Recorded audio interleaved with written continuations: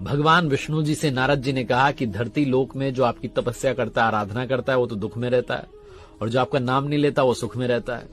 भगवान ने कहा भ्रमण करके आते हैं, घूम कर आते हैं। दोनों साधु वेश में नीचे आए, एक व्यापारी के घर गए साधु वेश में भिक्षा मांगने के लिए, उसने भगा दिया वहां से। जब वहां से निकले तो भगवान ने पलट करके व्यापारी के घर की तरफ देख करके कहा कि तुम्हें और पैसा मिले, तुम और समृद्ध हो जाओ। वहां से पहुंचे एक झोपड़ी में, एक माता जी रहती थी, भगवान की पूजा करती थी। झोपड़ी के बाहर एक गाय बंधी हुई थी। जाकर के भिक्षा मांगी तो माता जी ने कहा भोजन तो नहीं करवा सकती हूँ, दूध का इंतजाम कर सकती हूँ, गाय क्योंकि मेरे पास है। दूध का इंतजाम किया, आराम से उनको आसन पे बैठाया। उसके बाद जब वहां से चले तो पलट करके भगवान ने झोपड़ी की तरफ देख करके कहा कि तुम्हारी गाय बहुत जल्दी चल बसे।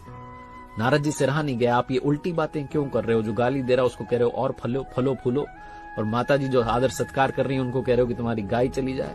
भगवान ने कहा तुम समझे नहीं, मैंने गाय चली जाए इसलिए कहा क्योंकि